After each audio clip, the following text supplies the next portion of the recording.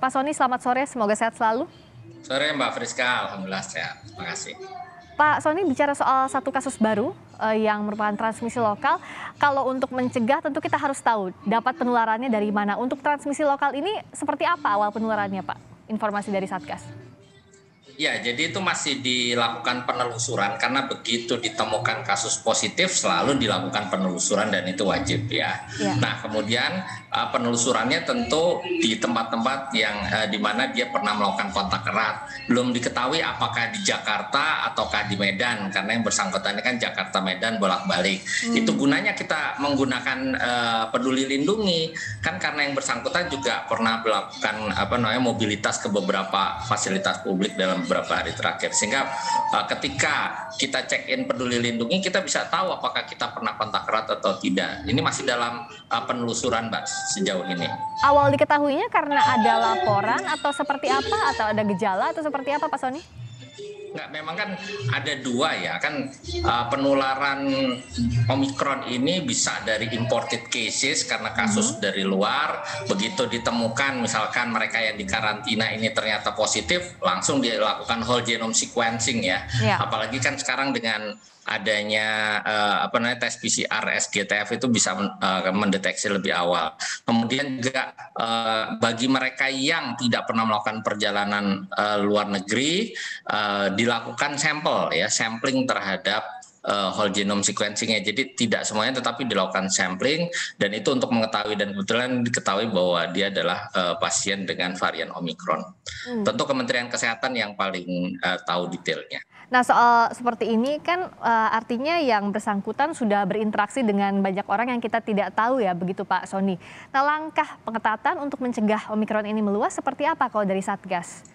Ya, betul sekali. Jadi satu hal yang sangat menjadi concern kita bersama adalah pada negara-negara yang sudah mengalami transmisi lokal varian Omikron itu terjadi lonjakan kasus yang cepat.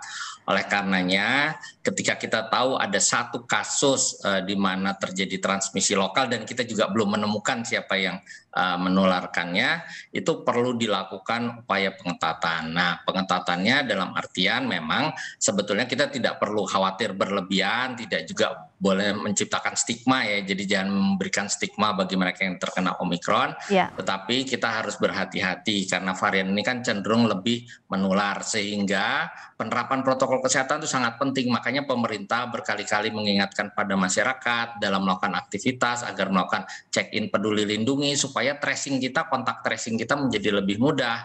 Lalu kemudian patuhi protokol kesehatan karena yang namanya lebih menular itu berarti satu orang yang terkonfirmasi positif ketika dia tidak sadar lalu kemudian dia bisa menularkan pada lebih banyak orang di mana orang lain tersebut tidak menerapkan protokol kesehatan, pakai masker, jaga jarak, cuci tangan. Jadi lebih hati-hati, kita lebih waspada ya dalam penerapan protokol kesehatan, di dalam penggunaan aplikasi Peduli Lindungi, dan tentunya ini menjadi sebuah warning bagi kita semua bahwa Omikron sudah mulai melakukan transmisi secara lokal. Kan kita belajar dari negara-negara lain juga tadi. Betul. Nah, tapi meskipun jangan panik, tapi kita lihat faktanya sekarang sudah libur Natal Tahun Baru. Di Bandara Soekarno-Hatta misalnya lonjakan penumpang terjadi, sementara Omikron ini banyak terjadi dari transmisi perjalanan luar negeri, bahkan sekarang ditemukan varian lokal. Jadi artinya juga tempat-tempat wisata tentunya harus dipantau juga. Ini seperti apa Pak di libur Natal Tahun Baru agar jangan sampai kita mengulang awal tahun bahkan tengah tahun ini terjadi lonjakan kasus? Betul sekali, jadi kalau tahun lalu itu ada ancaman varian Delta ketika Nataru. Dan memang perbedaannya dengan tahun ini kita sekarang vaksinasinya sudah cukup tinggi di mana 53% penduduk kita sudah divaksin dosis lengkap. Nah, dari sasaran ya. Lalu kemudian kalau kita lihat dengan ancaman Omikron ini tentu kita harus meningkatkan kewaspadaan. Tetapi sebelum kita mendeteksi ada penularan atau transmisi lokal Omikron ini, kita juga sudah melakukan upaya agar masyarakat betul-betul berhati-hati di mana mobilitas harus dikendalikan, penerapan protokol kesehatan harus dilakukan, ya termasuk kan Inmendagri nomor 66 sudah dikeluarkan tentang aturan-aturan selama libur Nataru ini, bagaimana pelaksanaan ibadah misalkan di gereja kemarin, bagaimana pengetatan arus bagi pelaku perjalanan, ya syarat-syarat bagi pelaku perjalanan, membatasi kegiatan masyarakat, dan bahkan kan Menteri Dalam Negeri sudah menginstruksikan agar seluruh alun-alun ditutup pada saat perayaan Tahun Baru. Juga sudah dijelaskan ya bahwa tidak boleh ada pawai dan arak-arakan. Ini semua kan disusun sebelum ada temuan transmisi lokal varian Omikron. Jadi tetap harus mengacu pada aturan yang ada, dan kita lihat sampai dengan hari ini, sampai dengan kemarin belum terjadi lonjakan kasus, Mbak. Nah, kita harapkan juga tidak terjadi, tapi setidaknya harus waspada. Tapi dengan ditemukannya varian Omikron ini, apa langkah yang dilakukan? Apa betul pemerintah akan melakukan micro lockdown? Dan agar tidak salah persepsi, apa sebenarnya micro lockdown ini? Jadi micro lockdown itu sebetulnya sudah pernah kita lakukan sebelumnya. Kan gini, untuk mencegah penularan COVID-19, pemerintah tuh melakukan kebijakan atau strategi berlapis. Mencegah penularan antar negara melalui aturan bagi pelaku perjalanan internasional, mencegah penularan antar daerah dengan aturan bagi pelaku perjalanan dalam negeri, mencegah penularan dalam daerah dengan PPKM level, dan mencegah penularan di level komunitas dengan PPKM mikro, Mbak. Jadi sebetulnya di dalam PPKM mikro, di mana posko desa dan posko kelurahan itu penting sekali, kita menerapkan micro lockdown.